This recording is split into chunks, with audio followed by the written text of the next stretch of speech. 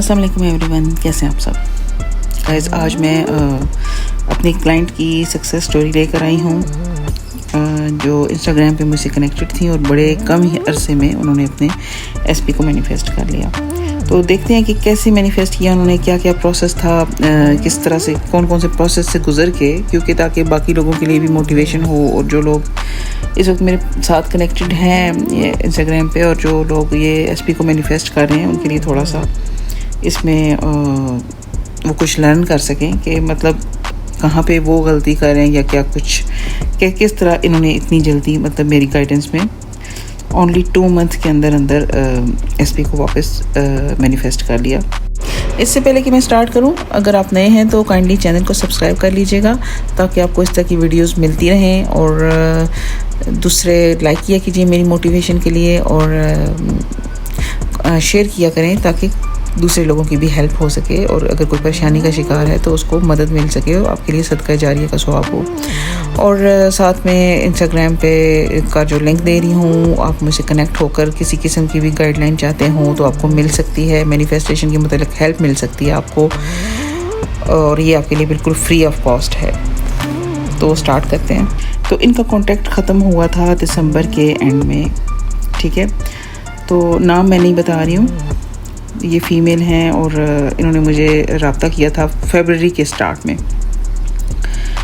तो फरवरी के स्टार्ट में इन्होंने मुझे मैसेज किया था कि इनका जो कॉन्टैक्ट है एसपी से वो ख़त्म हो गया है, कास्ट इशू की वजह से इनकी शादी नहीं हो पा रही उनके साथ। तो एसपी ने मना कर दिया और बताया है कि जो फैमिली है वो नहीं मानेगी, वो मान भी नहीं रही और मे भी आगे भी ना माने, तो इस वजह से इनका आपस में कॉन्टैक्ट ख़त्म हो गया। तो मेरे साथ इन्होंने जब रब्ता किया फरवरी के स्टार्ट में इन्होंने रब्ता किया मुझे, तो ज़ाहिर बात है वो कुछ ना कुछ ऑलरेडी जानती थी मैनिफेस्टेशन के बारे में। तो तभी वो क्योंकि जब मुझसे उन्होंने कांटेक्ट किया तो उस वक्त वो मुझे बता रही थी कि वो रोबोटिक एफर्मेशंस कर रही हैं कुछ अपने एसपी के लिए, तो ताकि वो उनको वापस अपनी लाइफ में लेके आ सकें। तो मैंने कहा कि मतलब कौन सी रोबोटिक एफर्मेशंस आप कर रहे हो, तो उन्होंने मुझे 4 या 5 एफर्मेशंस बताई थी कि वो ये कर रही हैं।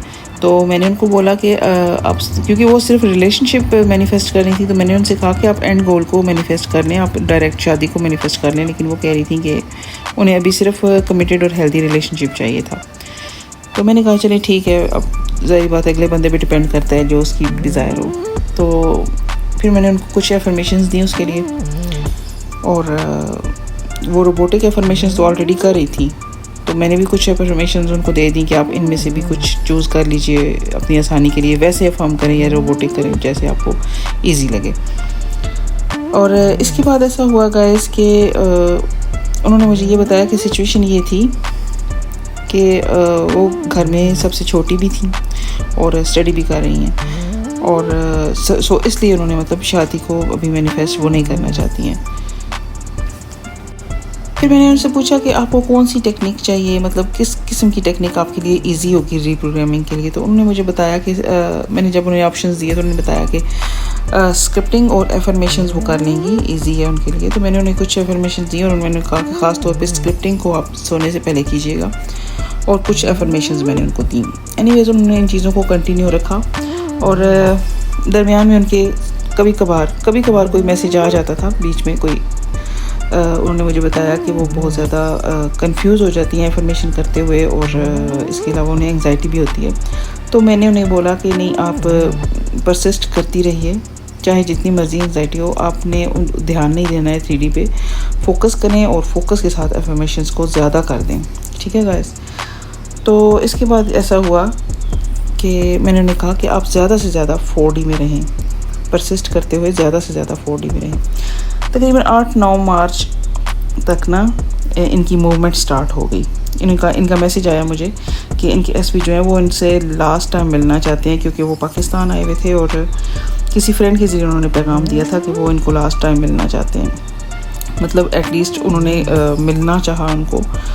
तो लेकिन गाइस ये नहीं मिलना चाह रही थी और इन्होंने कहा था कि वो थक गई हैं इस प्रोसेस से और ना इन्होंने कोई इससे पहले बेगिंग की जब कॉन्टैक्ट ख़त्म हुआ और ना इन्होंने मतलब अभी भी ये इस बात पे एग्री नहीं थी।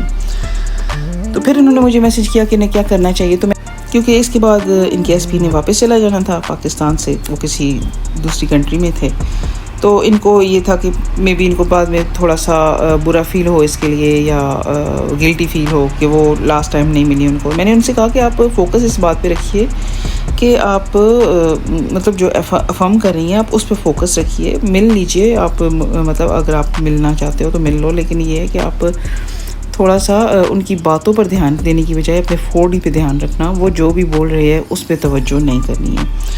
तो मतलब अगर आप ट्रिगर हो जाते हो उनकी बातों से तो फिर आपका मैनिफेस्टेशन जो है वो भाड़ में चला जाएगा। तो उन्होंने कहा कि ठीक है। इसके बाद तकरीबन अभी पिछले वीक में मुझे उनका मैसेज मिला। मूवमेंट जो थी वो 8 मार्च तक स्टार्ट हो गई थी, ठीक है गाइस। पिछले वीक को उनका मैसेज मुझे मिला कि उनके जो एसपी हैं वो उन्हें बोल रहे थे कि मतलब आप ही मुझे रोक लेते अगर मैंने ही कहा था कि मुझे कॉन्टैक्ट ख़त्म करना है। तो और फिर उन्होंने ये भी कहा कि नहीं, वो अपनी फैमिली को हैंडल कर लेंगे और वो लाजमी तौर पे अपनी फैमिली से बात करेंगे। और उन्होंने इनको कहा कि आप भी अपनी फैमिली को बता दीजिए मेरे बारे में, ताकि मतलब आपस में फिर कोई इस तरह का मुलाकात वगैरह हो सके फैमिलीज़ की और बात को आगे बढ़ाया जा सके। तो ये अभी तक की जो थी इनकी स्टोरी थी। क्योंकि शादी तो उन्होंने मैनिफेस्ट करनी ही नहीं चाहिए, तो फिर मैंने उनको शादी के लिए अफर्मेशंस भी नहीं दी गाइस। तो बाकी आगे मैंने उनसे पूछा कि चलें ठीक है, बहुत अच्छी बात है, बहुत मुबारकबाद दी मैंने उनको, और मैं वाकई उनके लिए बहुत ज़्यादा खुश हूँ। सबसे इम्पोर्टेंट बात गाइस जो आपने नोट की होगी वो ये कि पता नहीं आपने नोट की है या नहीं, लेकिन मैंने तो फ़ौरन नोट करी थी कि इनका सेल्फ़ कॉन्सेप्ट ठीक है। इन्होंने अपने मतलब कोई बैगिंग नहीं की, कोई ठीक है एंग्जाइटी या परेशानी या डिप्रेशन एक अलग चीज़ है, लेकिन बैगिंग नहीं की उन्होंने, उनको चेस नहीं किया है, और वो टोटली अपने आप पर फोकस्ड थी। तो मेरी दुआ है कि उनकी दिली मुराद, दिली ख्वाहिश टोटली पूरी हो और उनकी शादी अपने एसपी से हो जाए गाइस। मेरा क्योंकि उनके साथ यहाँ तक ही था कि मतलब वो सिर्फ अपने रिलेशनशिप को वापस चाह रही थी और वो उनको वापस मिल गया है। मैंने उनसे लास्ट में क्वेश्चन किया था कि मेरी तरफ से आपको जो हेल्प हुई है वो क्या हेल्प थी। तो उन्होंने मुझे बताया कि आपकी ये हेल्प थी कि मतलब एफर्मेशन तो वो दिसंबर से कर रही थी, मैनिफेस्टेशन के बारे में वो जानती थी, लेकिन मेरे होने की वजह से उनको एक तो थोड़ा सा सपोर्ट मिली, और दूसरे ये कि मैंने जब उनको एंग्जाइटी में हेल्प किया और उन्हें बताया कि परसिस्टेंस जो है वो बहुत ज़रूरी है, और उनको मतलब ज़्यादा एफर्मेशंस करने को बोला परेशानी में, तो जिसकी वजह से उनका मैनिफेस्टेशन जो है वो हो गया। तो गाइज़ आप लोगों को भी मैं यही मशवरा दूंगी कि आप लोग सारे जो 3D पे फोकस्ड हो, देखिए 3D को थोड़ी देर के लिए इग्नोर कर देना अपने आप के अपनी पीस के लिए, अपनी बेहतरी के लिए, फ्यूचर की कोई इतना बड़ा नहीं है ये, मतलब इतना बड़ा कोई काम नहीं है, तो इतनी टफ़ चीज़ नहीं है। अगर आप थोड़ा सा कोशिश करें तो आप ये कर सकते हैं कि वक्ती तौर पे आप इधर से तवज्जो हटा लें और अपनी तरफ तवज्जो रखें। तो मतलब जो आपको इम्पॉसिबल चीज़ें नज़र आ रही हैं वो बहुत इजीली पॉसिबल हो जाती हैं इस तरह से। तो मैं आपको यही मशवरा दूंगी गाइस कि आप भी इनकी तरह से, क्योंकि मेरे से लोग जो हैं वो तकरीबन 6 माह से 7 माह से 8 माह से भी कनेक्टेड हैं, लेकिन मैंने अभी उनके मैनिफेस्टेशन में कुछ इस तरह के रिज़ल्ट्स नहीं देखे हैं। वो अभी तक अपनी अवेयरनेस को चेंज करने में कामयाब नहीं हुए हैं। तो मेरी दुआ है गाइस कि सब लोगों को उनके मैनिफेस्टेशन जल्दी से मिलें। लेकिन इस स्टोरी से आप लोगों ने क्या लर्न किया है ये लाजमी मुझे कमेंट में बताइएगा। और इसके अलावा एक बात जहन नशी कर ले गाइस, सिचुएशन चाहे कुछ भी हो, कोई मनी प्रॉब्लम है, एसपी प्रॉब्लम है लाइफ में, और आपको कुछ चाहिए, कोई भी आपकी ख्वाहिश है, कोई भी आपकी डिज़ायर है, नेविल गोदार्ड के मुताबिक everyone is you pushed out. आपकी वजह से मतलब वो चीज़ दूरी पर है आपसे, आपकी वजह से वो चीज़ आपसे आपके हाथों से गई है, आप ही की वजह से वो चीज़ आपकी लाइफ में आई थी, आपने ही उसको क्रिएट किया था। फिर आपकी अजम्पशन, आपके बिलीव्स ने उनको टिकने नहीं दिया, आपकी डिज़ायर को टिकने नहीं दिया है, या आपकी लाइफ में आने ही नहीं दिया। जैसे अब एसपी की मिसाल है, तो मतलब वो उनके एसपी जो थे वो उनकी लाइफ में आए तो उन्हीं का क्रिएशन था, और इसी तरह से जब वो गए तो भी उन्हीं का क्रिएशन था। तो मतलब कुछ अजम्पशन, कुछ बिलीव्स ऐसे थे उनके जिनकी वजह से वो गए, और फिर अगर दोबारा उन्होंने कॉन्शियसली उनको मैनिफेस्ट किया है तो उन्हें अपने बिलीव्स पे, अपनी थॉट्स पे काम करना पड़ा है। तो सिचुएशन जो भी हो, एसपी ने जो भी कह दिया हो, वो कोई हरफ आखिर नहीं होता, वो कोई फ़ाइनल बात नहीं होती है, कोई फ़ाइनल रिज़ल्ट नहीं हो जाता। इसको आप एक्सेप्ट कीजिए और अपने बिलीव्स, अपनी थॉट्स पे काम कीजिए ताकि लाइफ आपके लिए इजी हो सके और आपकी डिज़ायर्स जो आपको इसी तरह चाहती हैं जैसे आप अपनी डिज़ायर्स को चाहते हो, आपकी लाइफ में आ सकें, पूरी हो सकें।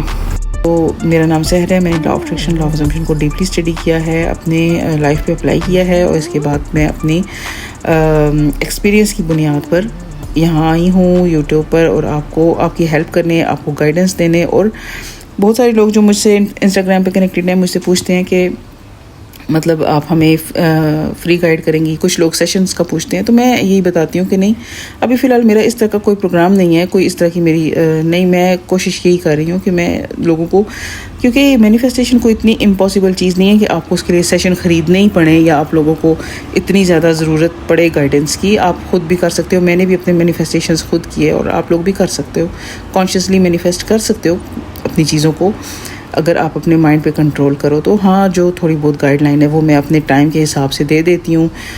हर वक्त मैं अवेलेबल नहीं हूँ, वो बात अलग है, लेकिन ये है कि चलें, मैं अपनी मर्ज़ी से, अपनी खुशी से लोगों को गाइड करती हूँ और मुझे अच्छा फ़ील होता है।